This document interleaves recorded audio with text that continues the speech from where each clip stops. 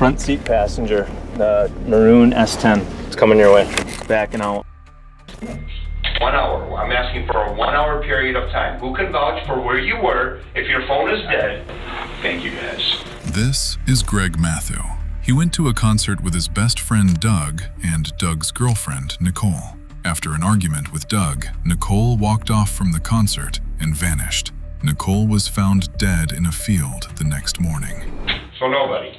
Your alibi is the guy that's in custody for murder. That's what you're going to walk out this door with? When detectives brought Greg in for questioning, he figured Doug would be his rock-solid alibi. He just doesn't know. Doug was already sitting in an interrogation room in handcuffs as the prime suspect for her murder. Neither of them realizes it yet, but this one night is about to unravel into a cover-up and one of the most twisted, disturbing investigations Green Bay, Wisconsin has ever seen. That would be like you having sex with your daughter. That's disgusting. Kill someone or somebody or just rob a bank or what you did, but yeah. You're right, could have had Jeffrey Dahmer living in there and not know that.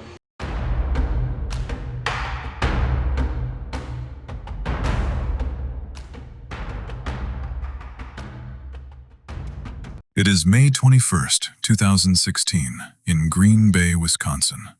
Nearly 15 hours have passed since 31-year-old Nicole VanderHeyden vanished without a trace after an argument with her boyfriend Doug Dietrich escalated while they were out drinking with friends at a concert. Doug assumed she would cool off and be back by morning, but as the hours drag on, there is still no sign of her. Her phone is completely shut off, and she isn't at her parents' or any of her friends' houses. Realizing something is terribly wrong, Doug calls 911. How do I go about, missing person? Are you wanting to report a missing person? Yeah. Okay, where are they missing from?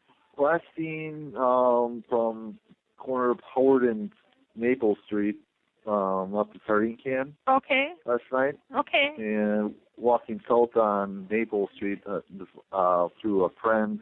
Okay, and who's missing? It's my girlfriend, and she does live with me, and she's never done this before. What's her name? Nicole VanderHeyden. Okay. Around there. Do you know what she was last seen wearing?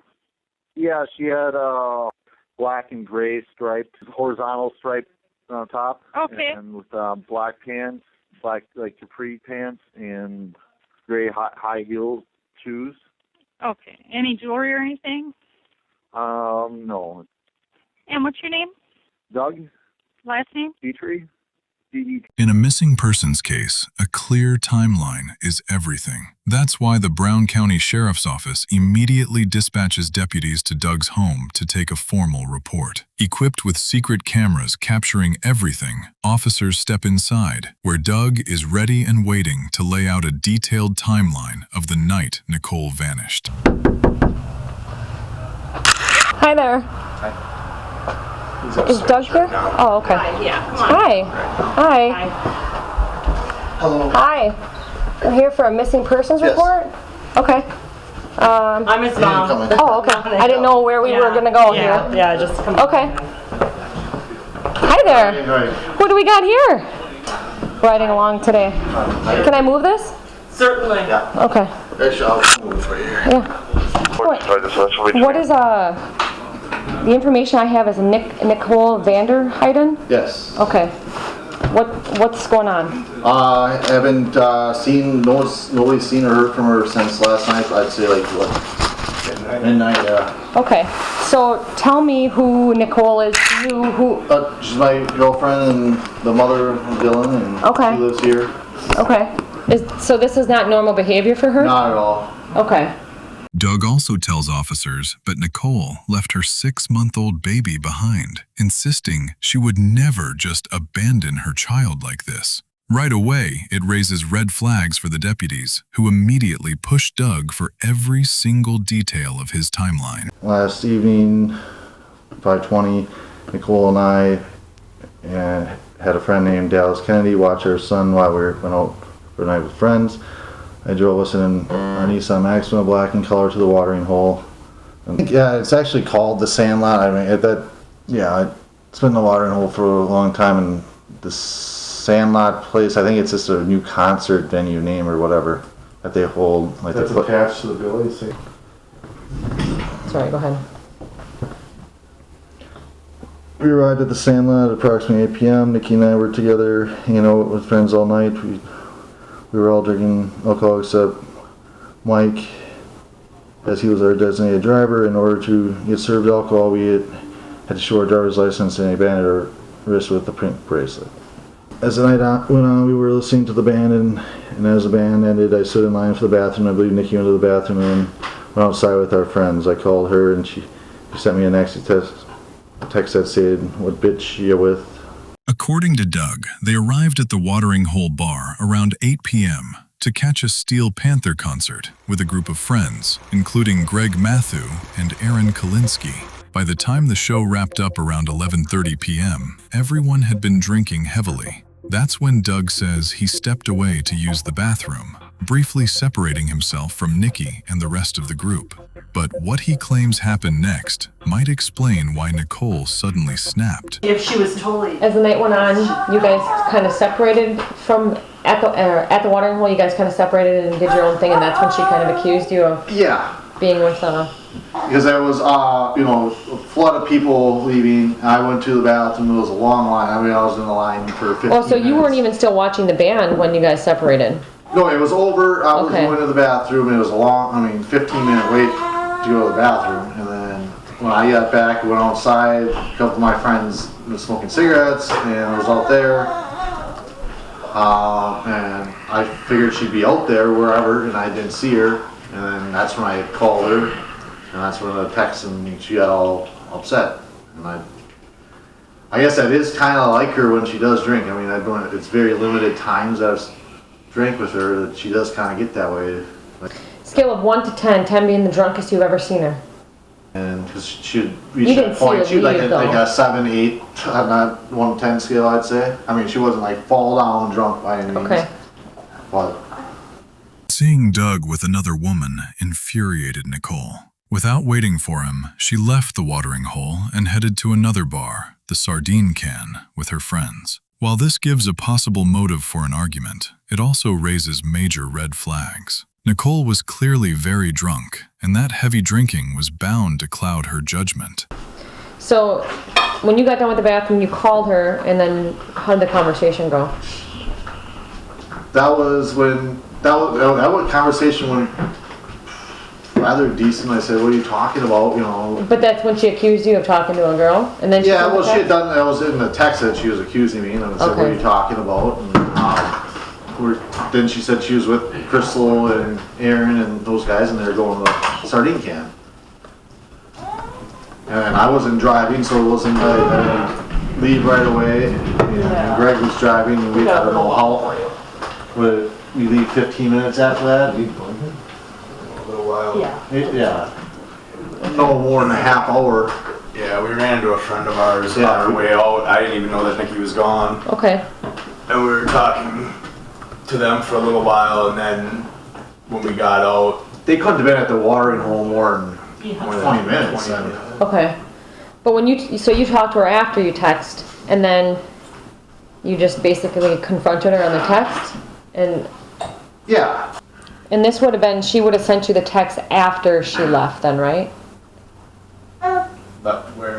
Left the watering hole? Or the watering hole? The watering hole. I would imagine. This is all her text. Oh, this is like, that was during the show. Yeah. Up until now, officers have treated Doug strictly as a witness, but they are soon going to discover something in his chats that will quickly turn him into their prime suspect. It's all her text. Oh, this is like, that was during the show. I asked her where she was in the concert, and she said that. But yeah, I mean, at a certain At 11, point, 12 p.m. she said that? Yeah, so, yeah, it was after 11 What did there. it say? So what? She was kind of hard So to what understand. bitch you with? Okay. Why is she calling you abusive? I don't know. This changes everything, and detectives now find it hard to believe anything he has told them so far. Several big questions arise. Is he telling the truth? Is he trying to mislead the investigation? Or is he directly involved in his girlfriend's disappearance? For now, Doug as their only lead, officers keep pressing forward with the questioning to pull out as many details as possible. You would have actually seen her, so you would have actually technically seen her last at 5:20, on 5/20/16 at approximately 11:30 Yep. p.m. Well, just those texts were, that's when I last seen her, like 11:15 there. That's when Okay. she started that. She and I talked briefly, and I confronted her about the nasty text, and she questioned who I was talking to in the bar, and had a conversation by telling her I would see her at the sardine can. This was the next destination that we planned to head to. Nikki was with Crystal, Mike, Aaron, and Darcy, and Mike was driving them to the sardine can. I believe that's the case. That's Okay, then I just had text Aaron because he had just said those 4 girls that were with. That was on when Nikki had left. I'm gonna just do this just because it's a lot of stuff going on. Yep. I remained at the Santa Ana for approximately 20-30 minutes before we actually left and drove to the sardine can. I knew Nikki was upset, and I called her, and she wouldn't talk to me on the phone, but she did answer the telephone. Greg Matthew was with me, and he took the phone and started talking to Nikki because she wouldn't tell me where she was. She was rambling and wouldn't tell. She just rambled and was angry with me. Greg attempted to talk to her to find out where she was, and she wouldn't tell Greg where she was. She was very angry at me. Greg handed me the phone, and this is the last time I spoke with Nikki, and the time was 12:36 a.m. I tried calling Nikki's phone numerous times and got the phone directly to voicemail. I called her all night in the early morning hours, approximately 3 a.m., and I got her direct voicemail every time. Went to the sardine can, Greg and I drove around the area, Maple and Howard Streets, because I was told by Aaron Quincy that this was where she left them. Darcy, Crystal, Angela Comer, and Jessica Cutler after visiting the sardine can. Aaron texted me today at 3 p.m. I saw her last on the corner of Howard Street and Maple Avenue. She went south on Maple Avenue. I tried my best to get her to come back. Greg and I drove around the area of Howard and Maple Street for approximately 30-40 minutes looking for Nikki because I knew this area is sketchy. We could not find her. I tried calling her numerous more times and I went directly to voicemail. We drove around from like 12:30 to 1 a.m. That is. We didn't get home 2 miles until 2:30 a.m. Dallas left after I got home, and Greg went home also. I told Dallas that I hadn't heard from Nikki, and Dallas said that she didn't hear from her either. I believe that Dallas is the first person that Nikki would contact, and she didn't. I phoned directly to voicemail. I called her all night in the early morning hours, approximately 3 a.m., and I got her direct voicemail every time. 12:36 a.m. was the last time anyone saw Nikki. That timestamp gives officers a solid time frame to narrow down and focus their investigation. Does she have any scars, birthmarks, or tattoos? No tattoos, no real scars. She has a little scar right here. On her right eye? Right eye, yep. Would you say there's any health or mental health conditions? Suicide? I mean, yeah, actually, that when she gets a little down, and then she like mentioned suicide, which she just talks at. How many times in a year and a half has she ever mentioned suicide to you? Like twice. I'd say 2 or 3 times. Like she actually had a plan? No, but she said she had thought of it. No. Was it a result of getting in arguments with you? Yeah. Detectives hadn't even considered self-harm before this revelation. But was that a real possibility? Or was Doug subtly pushing officers to think that way? Any other information that you can provide or can think of right now that we want to add to the statement? A few arguments we've had have been nothing lasting, nothing like heated. She is more like she'll make stuff up with that. I'm talking to the girls and stuff like that, and I'm not coming home. And I went to he was working and went to let his dog out the other night, like a week ago or 2, and a half hour after I'm gone, I get the text that, are you staying there? Are you not coming home tonight? I'm like, what are you talking about, Mel? Right. And I don't know where she gets that. Like kind of like making things up. She accuses you of things that just simply aren't true. Yeah. Where is this coming from? You know, and At this point, Doug seems less concerned about his girlfriend's disappearance and more focused on saving himself, leaving detectives to wonder if he is hiding something. To avoid alerting Doug and risking him fleeing, officers keep their suspicions to themselves. They wrap up the interview and shift their full focus into searching for Nikki. But detectives are about to make a grim discovery.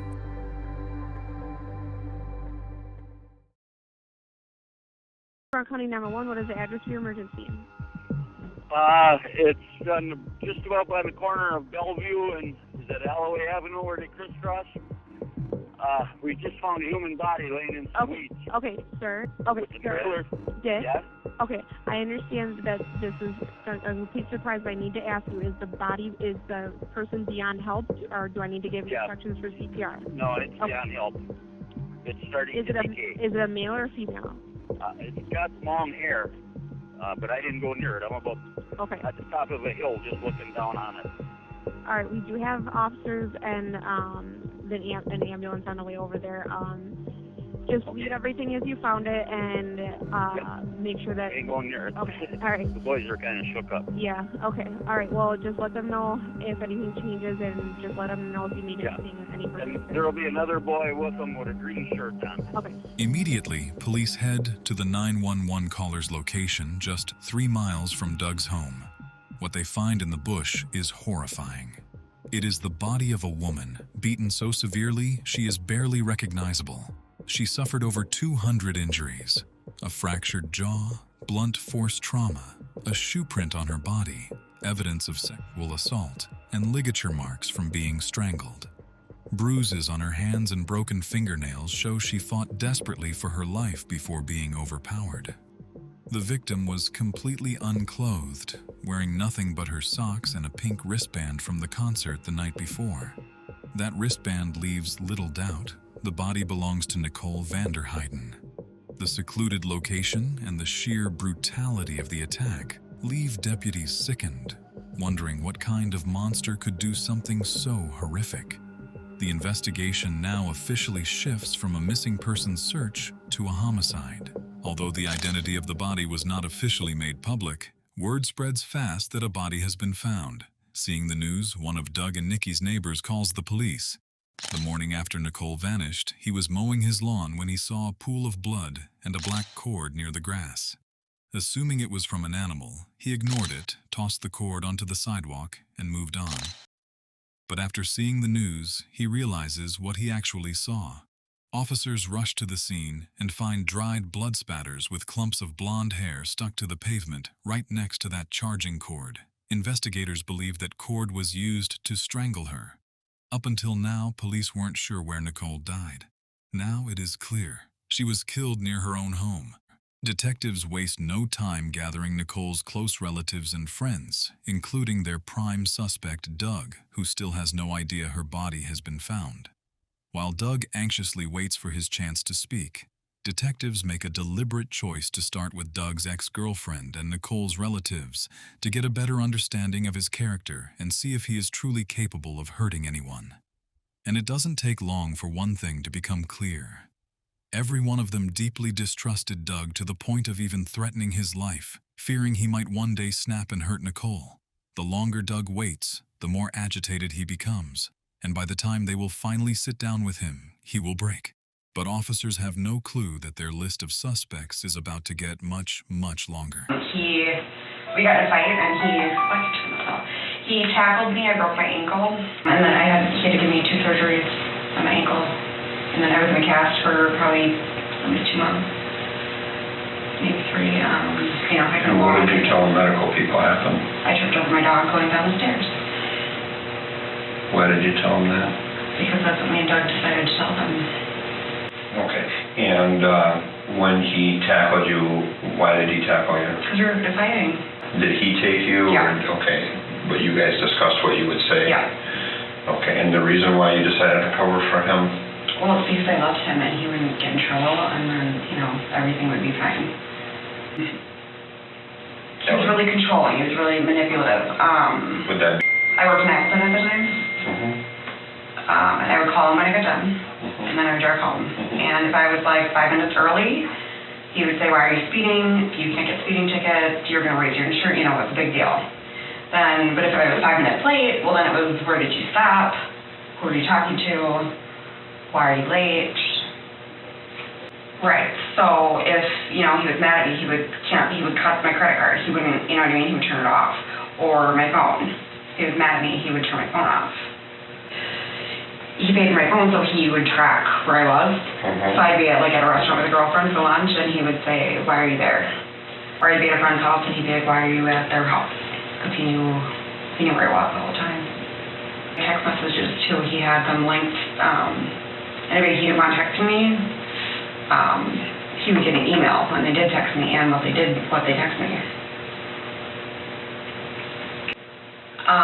Well, the text messaging, he would call me, he would ask, you know, "Why is this person texting you? Why, you know, why are you still talking to them?" He was choking me. He put the sheets from my bed into my mouth, like as much as he could, until I couldn't breathe. So I couldn't scream, I'm assuming. Okay. The school across the street called the police because I heard me screaming. Okay. There's another time that I was at a friend's house. We broke up. I went out with my friend Brian, and then we were drinking, so we were closer to his house, so we just went back to his house. So we were at his house, and we were like in his room or the living room or whatever. But there was a window right, you know, by us. Well, I don't remember what we were talking about something, and the next day, Doug was messaging me and saying, you know, basically repeating what we had been talking about inside of his house. And I was like, "Well, how do you know that?" So I thought he was like listening on my phone, or, you know, like he had something set up where he could listen to what I was doing all the time. It was winter at that time though, so my friend Brian, whose house I was at, I told him to look on the side of his house, and sure enough, there were tracks outside. So Doug was sitting right outside of my friend Brian's window because I was there, and he found me because he tracked my phone.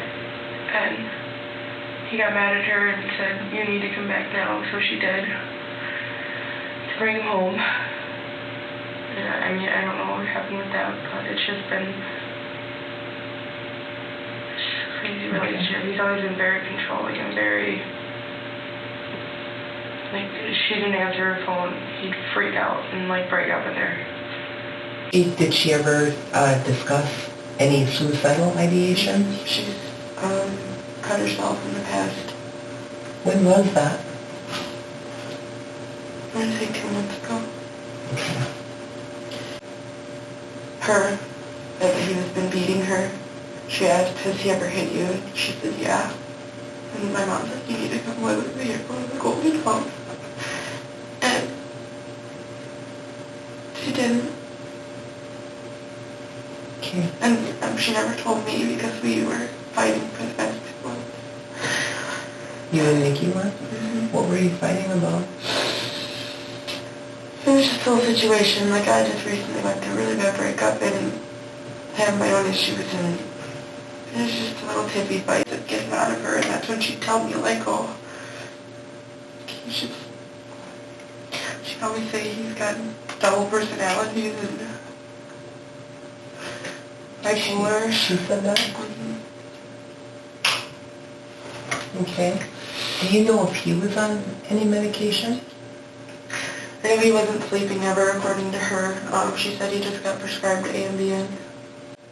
I just don't understand who else would do something like this to her. It just so happened that wherever she was walking, some bad person just felt like killing somebody some night. Like, I just don't.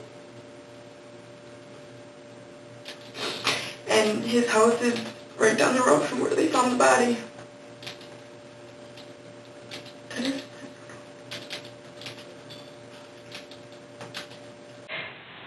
He was very controlling. He was very controlling, and I had asked her if he ever hit her, and she said yeah. And I told her that she had to in my house and stay, and she had to get out of there.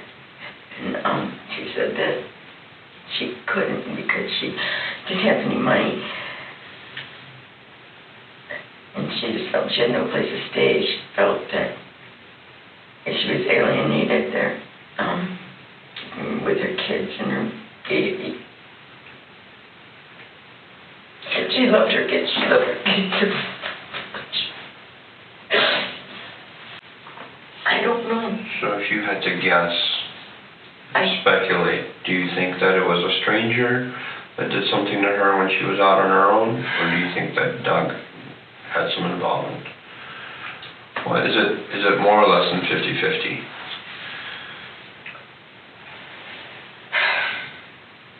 I'm hoping it's not Doug. Or what does your heart tell you? My heart hurts. Do you think Doug is capable of hurting or killing Nicole? I think he's capable of hurting her. I do believe he's capable of hurting her, especially if he's bipolar. It quickly becomes clear to detectives that Doug is not who he portrayed himself to be. That text from Nikki saying, "You are abusive," wasn't just another drunk text.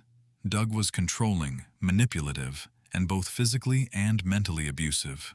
With a clearer picture of who Doug really is, detectives decide it is finally time to sit down with their prime suspect and potential killer, Doug Dietrich. This news thing is freaking me out. Can you tell me it's not her? This is probably the first time Doug has shown any real concern for Nicole. From the beginning, detectives suspect Doug has a plan, and that showing concern is just his first step in trying to appear innocent. As the interrogation unfolds, that plan becomes crystal clear. According to him, everything that happened that night was entirely Nicole's fault. Well, there's one other thing. She had, when I thought about earlier, she had months ago said, one time she made a comment, said, if I went missing, would you find me? Could you find me? She said something like that, I don't know, almost like in a daring, type of tone. Okay. I mean, and she was upset at me, the thing that I was talking to a girl and whatever, and what did she say? Who are you talking to? I said, I don't know if I even told her it was Katie or whatever. There's a lot of people and so commotion in there, so it was a relatively short conversation. But I said, just quit being silly. It would be, I'm gonna be there. You were with Greg? Yep. Okay, so then you talked to Katie and whoever's with her, and for about 20-30 minutes, so we're looking at what now?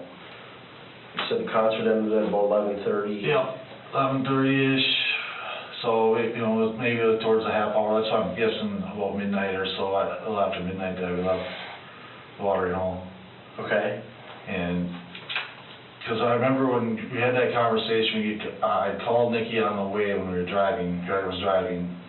We're going down Belt, and he was calling, and then he took the phone from me because she was kind of hysterical and drunk and irrational, not making any sense, and just kind of yelling at me. And she said, "Oh, let me try to talk to her." And then she said that's when she was walking. So that's when we were driving. Did she tell you where you were at, where she was at that time? No, not on the phone. Okay. And you just assumed she was with the group at the sardine. No, that's when she said she was walking at that time. Okay. So and she told Greg that she was walking. So and we were like, where are you? Can we? We'll pick you up. Yeah, where are you? yeah. I mean, and she wouldn't say it. And then Greg said he didn't know if she just hung up on him or the phone died. So and then we just kept on going there, and then we drove around in the area looking for her a little bit before we went into the sardine can. Okay. And we asked a few people in there, if we had seen Nikki and where she went. I was just thinking she was kind of mad at me and pulling a little stunt at this point. So, we're just talking about a guy or whatever, and I didn't know what happened. Were all your other friends still there? No, they were not. Okay. And How long do you think you drove around looking for her before you went to the sardine can? To be honest, I don't, 10 minutes, I don't know. And were you, this whole time you were driving around looking for her, were you either calling and or texting her? Yeah, yep. I called her quite a few times in between after that phone call, and it kept on going straight to voicemail. So it went to voicemail when you guys were still in your car, driving, yep. And Greg was talking to her, right? That's when her phone died? That's when her phone died, or she hung up. He didn't know. And I tried calling back a few minutes after that a bunch of times, and it kept on going straight to voicemail. So either way, it's either off or she's on the phone, but for some reason, there's usually a call waiting on her, but. Right. So I was figuring it was off, and it had died. Okay. She had been using her phone a lot, using Snapchat and stuff like that at the concert. So that does drain the battery a lot, so I kind of figured, the phone had died. Right. And she's bold and just goes, does her own thing, and especially when it has any drinks and has no filters per se, and just will run off. And she had mentioned that earlier in the relationship, but. Did she ever mention anything about postpartum depression or anything like that with the previous two kids? I don't think possibility with. I think she was definitely, and then she always was kind of a social butterfly beforehand, before she got pregnant and everything, and liked to go out a lot, and not having that life after she's pregnant, and then cooped up, she's a homebody with the kid, and very great mother, and always, never missed breastfeeding or anything like that. That's why, besides the one other time she didn't stay at home, was the other time I talked to Stephens a couple months ago, and she stayed at Andrea and Brent's house. And Well, I think what we're looking at is this body that was found down the street. I don't think it's been 100% identified as her, but there's a lot of similarities.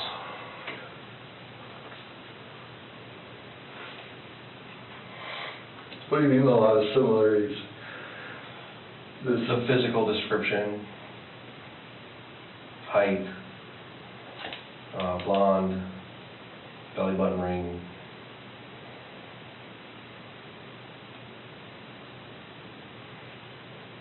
What happened? Oh, I don't know.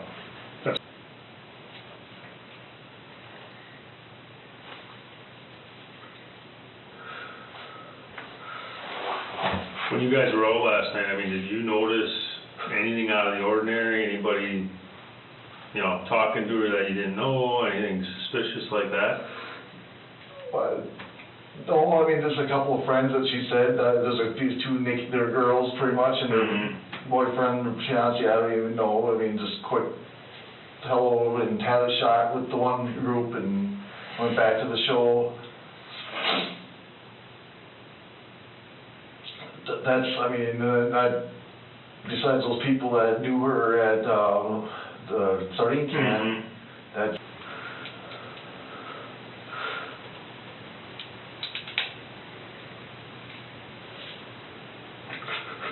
Is there anything else that you can think of that would be helpful to us in this?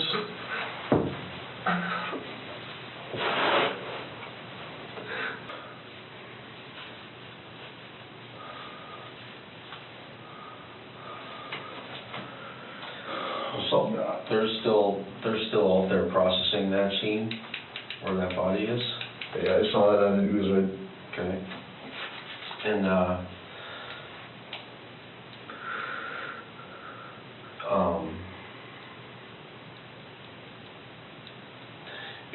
I'm sure you gotta know. You're probably watching enough TV or hear, it's smart enough to know that if the first people we talk to are the people that are, closest to whoever's missing or deceased, right? Yeah. Okay, so it's totally normal for us to be talking to you. I assume so, yeah. And Greg and Aaron and everybody else that was there. Okay, your whole group of friends are the last people that she was with for the most part. Yeah. Okay. I do not suspect. And she did not come home at all last night after you got Not at home? all. There wasn't a blip or word from her. Okay. She never stepped foot into that house after you No, after you got not that I mean, it would have been, no, she didn't. I mean, she would have came and went to bed. And I woke up to Dylan crying, so. And you don't know where she is or what happened to her? Not a clue. Did you do anything to cause her to go missing? No, not at all. What they're gonna ask them to do is go to their house. All right. To your parents' house. Yeah. We're gonna need your clothes. Okay. Your shoes and your pants. Whatever you need. And they'll look for those 2 shirts. Okay. Okay. Yeah, they're right on top. They'll be right on top of the hem. You don't have any kind of injuries anywhere, anything? Well, I mean, like scratches, like something that would look like you've been in a fight. If you want, no. I mean, well, I played softball on Thursday, so that's a little dinged up my knee a little bit, but I just got some old scars. No, that's don't talk about anything fresh, any kind of scratches or marks or anything like that.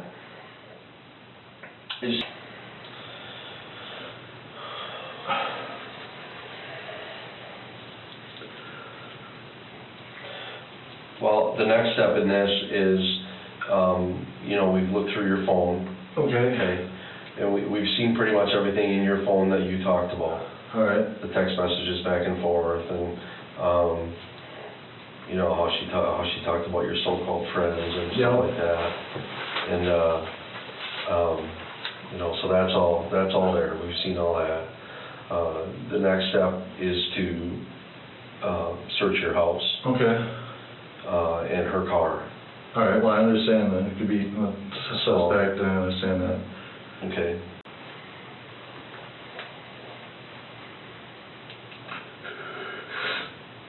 Is there anything in when they go search your house, is they're gonna find anything in your house that they're gonna find that's gonna say you had anything to do with it? Absolutely nothing whatsoever. Inside the house, detectives find enough evidence to arrest Doug.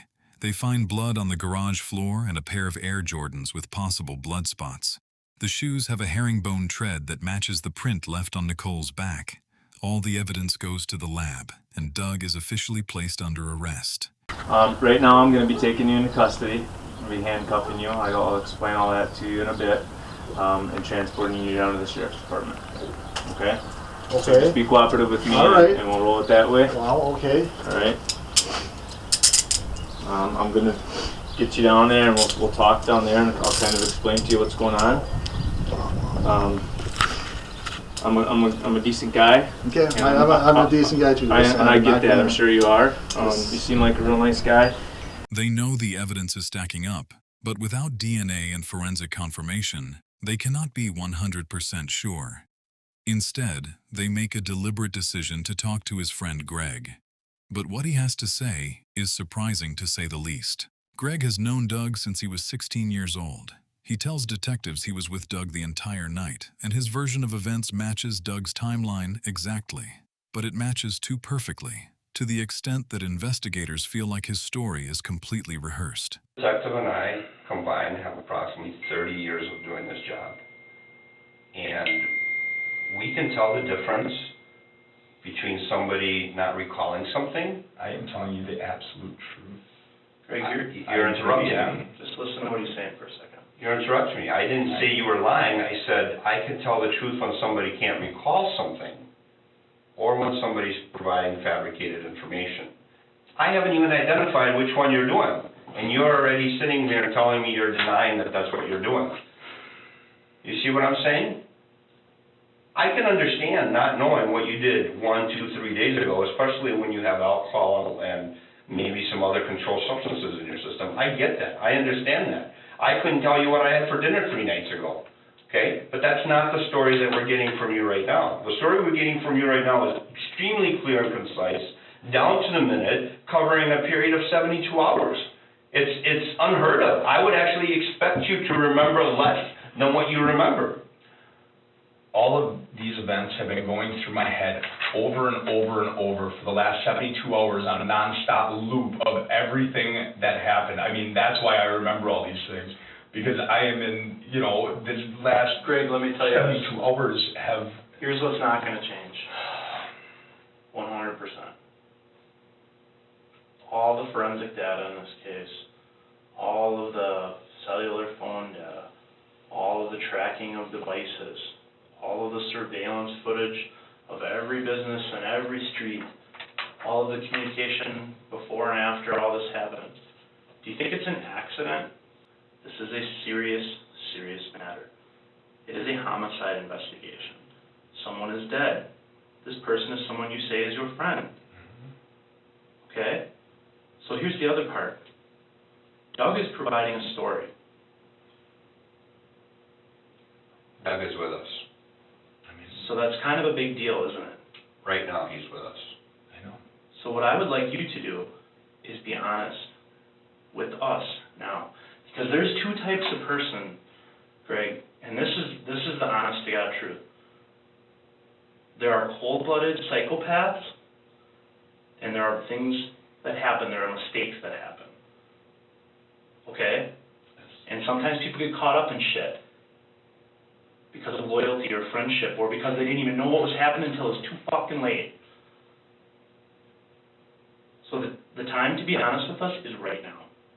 Honestly, I had absolutely nothing to do with what? What did you have nothing to do with? Anything to do with What did you have nothing to do with? I did not see Nikki again after she left the watering hole. I absolutely did not see her again. So what did you not do to Nikki? She left the water. I have no idea. I have no idea what happened to her.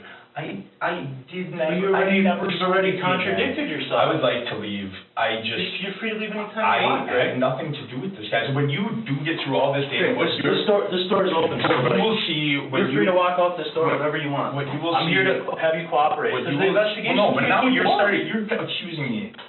I'm not accusing you of anything. I'm telling you the facts are the facts, my friend. Listen.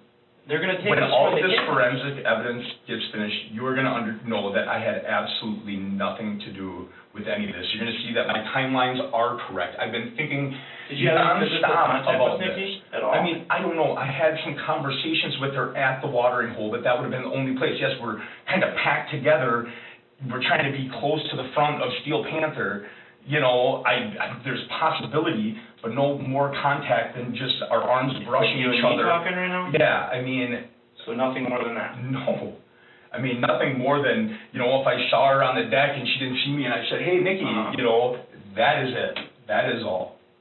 Would you be willing to provide consent for a DNA standard? I already did. You did all that already? Yes. I already consented. They took swabs out of my mouth. Yes. I did that on Saturday when I came to pick up my car. And you provided consent for your phone as well already? Yes, I did. And my car. Yes. All three. So do you feel like you've done everything you can to and my help this investigation? Well, I didn't wash my clothes. I was going to do my laundry last night, and I did not wash my clothes because I had the feeling that they would want my clothes, and if that could help. So I didn't do my laundry last night, and then they came at 11:30, and I immediately gave them all of the clothes that I'd been wearing. Right at this moment, Greg is about to be hit with a bombshell, one that will make him question his best friend of 16 years, causing his perfect story to completely shatter. You obviously found something at his house, you know, I mean... Well, what could have we possibly found at his house that would cause Doug to be with us? I don't even want to imagine right now what... I want you to imagine, you know why I want you to imagine? I want you to imagine on behalf of your friend Nikki. I tried to help you guys as much as I can. I've been thinking about this timeline for the last 72 hours, trying to make sure that I knew every single possible detail of Is Nikki your friend? we did. Yes, she is my friend. Think of Nikki. She is. She is Okay, on behalf of Nikki, can you tell me what you could possibly think that we would have found at his house that would cause Doug to be with us? I have no idea. I would hope that he wouldn't have been able to find anything at his house, because I would hope that he had nothing to do with this. You know? Well, I'm going to disillusion you of this, of your friend that's been your friend for almost 20 years, that we did in fact find physical evidence. What do you think that we found? I have no idea. I have absolutely no idea. What?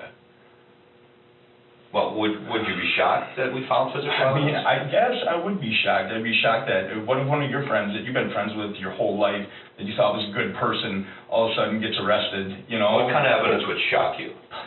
Any kind of evidence. Well, I mean, evidence could be anything. What kind of evidence would be shocking to you? That we might... I mean, me finding blood would be a shocking piece of evidence. That would be shocking to me, yes. That would be shocking. Blood where? Anywhere. Anywhere you'd find it, I would be shocked. And that would be it. It's so unbelievable. I mean, no doubt about it. I just okay? can't imagine him hurting her. I just can't. I want to thank you from the bottom of my heart for being here and for continuing to voluntarily be here, because I really truly believe, and Zach shares my opinion, that you are that witness that can speak on behalf of your good friend. Unfortunately, sometimes witnesses, as you're maybe feeling right now, can easily and quickly turn into a person of interest, and we don't want that to occur. We want the information flowing from you to be willing and voluntary, and we want it to be full, okay? No matter how hard it may be. You see what I'm saying? Because I'm going to tell you that there's no doubt in anybody's mind that the evidence shows that your friend, Doug, had involvement in her murder. There's no doubt about it, okay? But what I'm telling you is you don't want to get yourself in a position where you go from a person that can assist by giving some peace to the family to somebody that's a person of interest. You don't want to jump that line. After the watering hole that night, I never saw Nikki again. I never saw her again after the watering hole that night. Do you understand that even if your phone runs out of battery or even if it's turned off, that's not... let me finish what I'm trying to say. That'll exonerate me from having any... Well, it actually puts you... I think I'm ready to leave you guys. I wanted to help you, but you're trying to play this game and accuse me of something I had absolutely nothing to do with. I never saw Nikki again. 1 hour period of time. Who can vouch for where you were if your phone is dead? Thank you, guys. So nobody. That's your alibi? Nobody. That's your alibi. Your alibi is the guy that's in custody for murder. You'll see the timeline. Your alibi is the guy that's in custody for murder. That's what you're going to walk out this door with?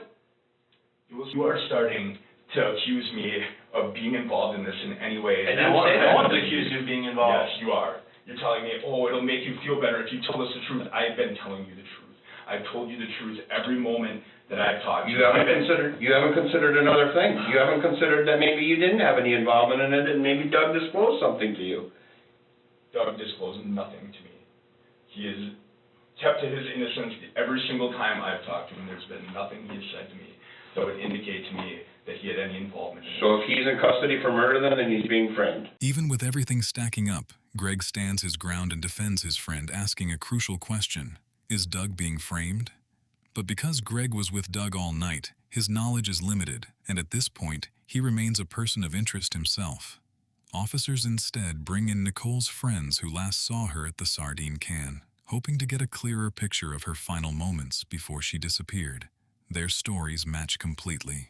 They say Nicole was upset with Doug, heavily drunk, and stormed off around 12:30 a.m. from the sardine can. Aaron tried following her, but she refused to listen. Aaron added that she threw a tantrum, threw her hands in the air, and even laid down in the middle of the road. Realizing they couldn't reason with her, they decided to leave her be, went back inside, booked an Uber, and left. Lastly, detectives take a statement from the babysitter, Dallas Kennedy, completely unaware that she holds the key to unraveling the entire case. They were kind of just walking around the house acting really strange, and they were going to go out again, and... What do you mean acting strange? And she said they were just pacing around. You know, and she was trying to ask them questions where Nicole was.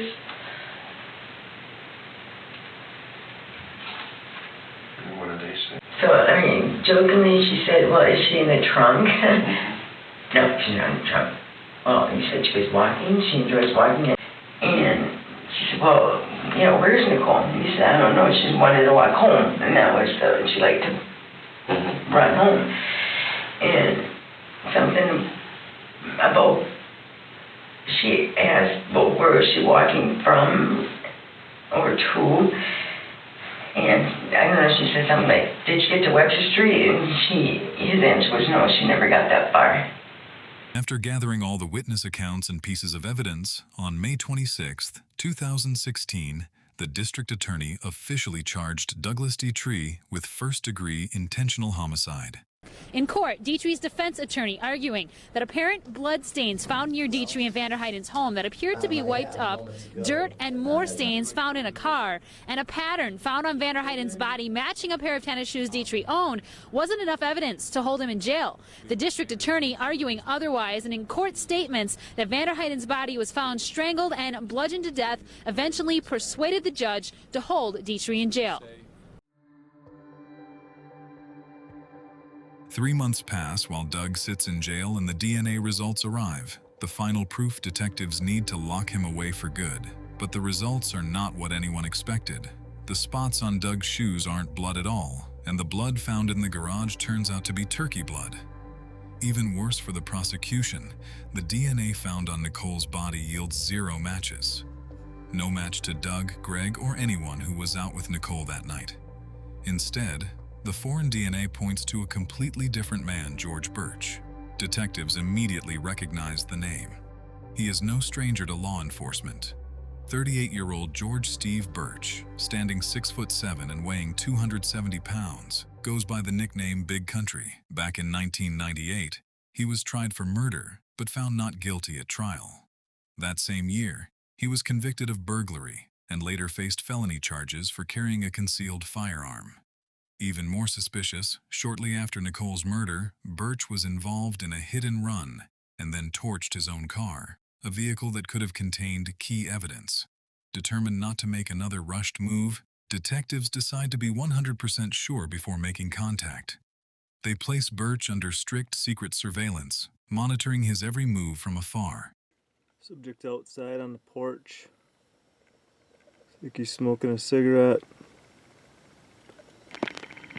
Gray or white tank top, black shorts. Looks like dark colored socks or dark colored shoes. It's August 24th, 2016, 3:12 p.m. Video surveillance on University at St. Anthony, the city of Green Bay. It appears to be a work site that George Birch is working at. It was observed there earlier. 3:48 p.m. back outside, resuming video surveillance. Our subject is standing behind the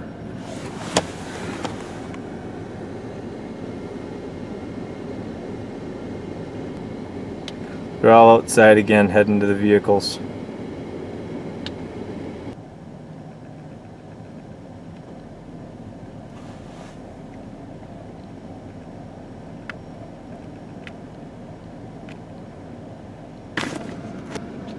Front seat passenger, the maroon S10. It's coming your way. While keeping a close eye on him, detectives pull his cell phone records, and what they find only makes their suspicion stronger. On the night of Nicole's murder, his phone pinged in every single location tied to the crime. It places him at Richard Cranium's bar, half a mile from where Nicole was last seen. At 2:30 a.m., he drives to Nicole's house and stays for nearly an hour.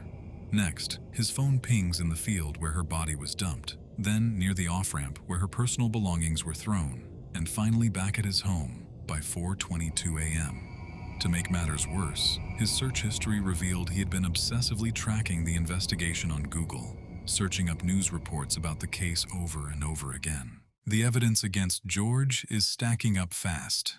But before making an arrest, detectives make a choice. They decide to talk to his friends and family first, tracking down his current whereabouts and building a clearer picture of the man they are about to confront. Maybe it sounds like you're not real fond of Steve. I really don't know Steve that well. I can tell you exactly what I know of Steve. I guess where my dislike comes in is that he would like text, after I left, he'd text me all the time and stuff like that, you know, I guess, you know, you want to go to dinner, stuff like that, and... With you? Yes, very weird. Okay, so anyway, I was getting my nails done, and a girlfriend of mine, Heather Jordan, that I haven't seen, we went to high school together, Facebooked me and said that she needed to talk to me, it was really important, and I said, okay. So she proceeds to tell me that Jordan is seeing this Steve guy, and just basically that, you know, he's bad news, and I'm thinking, Steve who? You know what I mean? I have no idea what you're talking about. And then she says, well, I think you know him.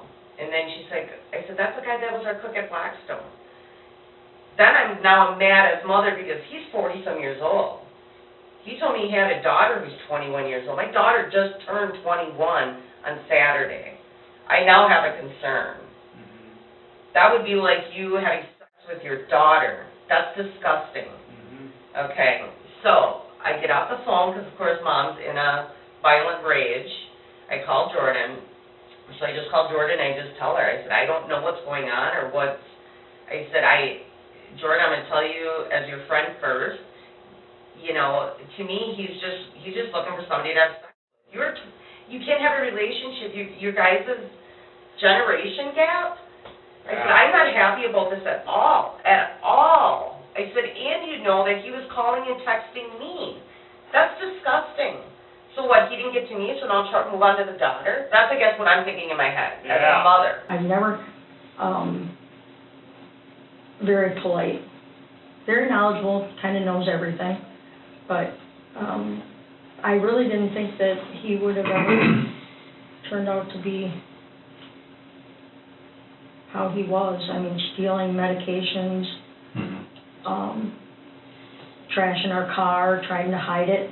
Yeah. I mean, when I came downstairs, and I really wish I would have heard the police department knocking on the door, because I would have went right in his room and pulled him out of bed and said, "What's going on?" Yeah. I haven't come across anything like that. Okay. Besides that he likes to clean.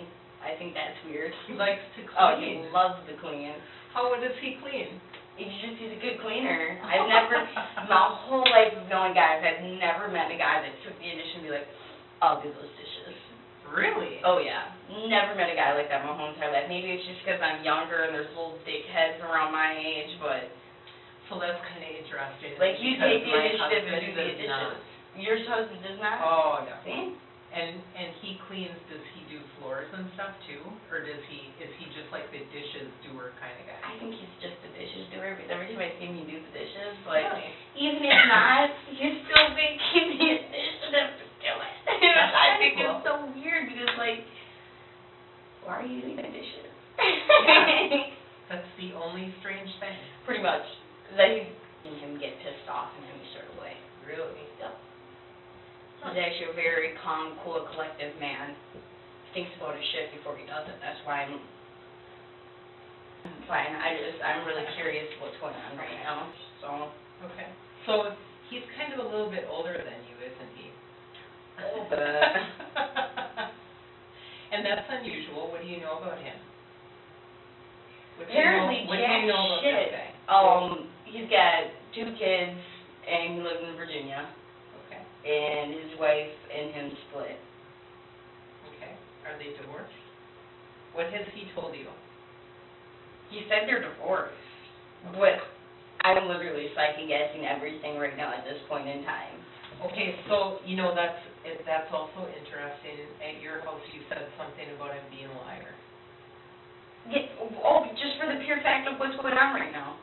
I thought he used to tell me, I'll never lie to you. I will never lie to you. Why are cops at my house right now? Why am I sitting in a room full of cops if you've never lied to me?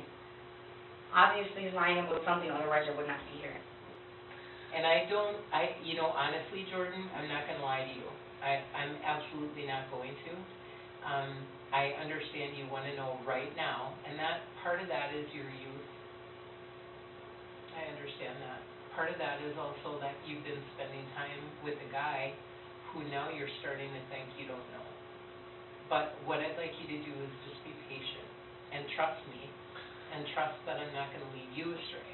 I would just like to know if he goes to jail for how long. He's gonna go to jail for a long time. Will my statement affect that and what he does? No, I just want to know what the fuck's going on, dude. I'm already in the lockout with me, but I just want to know what's going on, seriously. I don't want to be put in a position or hang out with someone that obviously is doing something they're not supposed to be doing and getting me in trouble and shit. I just really want to know what the fuck's going on. You're not in trouble, Jordan. You're not in trouble. You're not in trouble. I think you're in a situation, where you're pretty blind, but you're not in trouble. And the reason you're here is because this is a serious situation. Exactly. It wouldn't be this serious if someone wasn't talking to me right now. And that's why I want to know what is it about. That what, I'm sorry? I know it wouldn't be this serious if you weren't bringing me in here, sitting and talking to me, coming to my house. Yeah. That's true. That's why I just want to know. I just want to know Would it even help you just to- a generalization of what is it about. Is it about drugs? Is it about girls trafficking something? Money?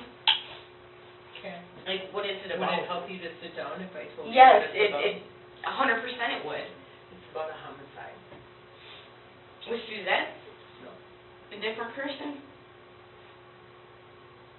Like, he did it. There's somebody here in Green Bay. Please. Yeah, somebody here in Green Bay. Do you know anything about that? Hang out upstairs in the living room with me with the good TV or nothing. He had television and Netflix and stuff downstairs I had set up for him. And he really didn't give me an opportunity to notice if he was acting different. So I know he spent a lot of time with Jordan. Okay. I mean, he was gone with her friends. He was either him and Laz picking up some women, banging some women and all that stuff. So that I don't details because when dudes, that just bugs me, and I try to tune it out when guys start bragging about pussy and dude, I don't give a fuck what you did. I don't. Right. It's I don't tell you about shit girls I like. Yeah. I don't want to, because it just sounds so cheap and so, High schoolish? Yeah, exactly. Yeah. Really? I mean, now that you're saying it, it's like something like... Yeah, it is, and I just kind of... So, if he's killed someone, or raped somebody, or just robbed a bank, or what the fuck he did, because, Yeah. I could have... So, you're right. I could have had Jeffrey Dahmer living in there and not known it. Well, you know what I mean. They're pretty close, but... With the DNA, phone records, and background checks all pointing to the exact same man, detectives have everything they need. Officers head out to place George Birch under arrest for the murder of Nicole VanderHeyden. Hundreds of dollars in energy bills every year. So call Robertson Heating and Cooling now at 920-490. Detectives bring George into the interrogation room, expecting to finally get some answers. But he has some other plans. The reason you're here is in reference to a homicide investigation into Nicole VanderHeyden. Okay? So, is this something that you want to talk to me about? Yes, sir. What's that?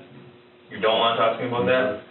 So if I read you your Miranda rights, you don't want to talk to me? Yes, I would prefer a lawyer. Okay. What's going to happen now is I'm going to call for a squad, and you're going to be transported to the jail. Yes, sir. On charges of homicide. Okay? I will give you a business card of mine to go with you, and if you change your mind at any time that you wish to speak to me, you'll have the avenue to do that. Yes, sir. Okay? Yes, sir. I'm going to take the cigarettes and stuff from you. Can I take a couple hits of one before you take them? What's that? Can I just light one up before you take them real quick and take a couple hits? No, because it'll be pretty quick. Okay. George is locked up. He did his homework and finally decided to tell his side of the story at trial. A story so bizarre and comical, it hardly made sense to anyone except George himself. According to George, he met a drunk Nicole at Richard Cranium's bar and offered to drive her home. They parked right outside her house and started making out in his car. Then out of nowhere, Doug appeared. George claimed Doug knocked him out cold from behind. When he woke up, Nicole was dead, and Doug was holding him at gunpoint, forcing him to move her body into the field just to save his own life. For starters, George admitted he was conveniently unconscious for the entire attack, meaning he never actually saw Doug touch her. And despite George being a massive 6'7" and 270 pounds, while Doug was significantly smaller, George didn't have a single bump or bruise on his head to prove he was ever knocked out. On top of that, prosecutors pointed out how absurd it was for Doug to leave a giant witness alive and force him at gunpoint to haul the body. And when pressed on how he managed to carry her down a dark, steep slope without falling, George couldn't make the physical details fit. It was a desperate attempt to frame Doug, and nobody in that courtroom was buying it. No matter how comical George's story was, Doug was still in a tough spot. He didn't have a solid alibi that anyone cared to listen to. But looking back, the truth had been right there in his hand the entire time. A single detail that everyone completely ignored, and one that would ultimately prove essential to the entire case. The entire time detectives were building their case, Doug was wearing a Fitbit, a device gifted by Nicole that logged every single step he took that night. If George's story was true, Doug would have had to hike 3 miles back home on foot after dumping the body, a trek requiring thousands of steps. But during the entire murder window, the tracker registered virtually none. And Doug was definitely wearing it. Around 4 a.m., the Fitbit logged just 20 quick steps, the exact movement of someone getting up to use the bathroom and crawling right back into bed. George Birch was found guilty of first-degree intentional homicide and sentenced to life in prison without the possibility of parole. Doug Dietrich walked free, officially exonerated of the murder. But while he wasn't a killer, he wasn't innocent either. The investigation exposed a disturbing pattern of controlling and abusive behavior toward Nicole and past girlfriends, a reality that left a dark cloud over his character. Looking back, the case leaves behind heartbreaking questions that will haunt those who knew her forever. What if her friends hadn't left her walking alone in the dark that night? What if someone had pushed harder, stayed behind, or forced her to get into that Uber? A few small choices could have changed everything. Instead, 3 young children are left to grow up without a mother.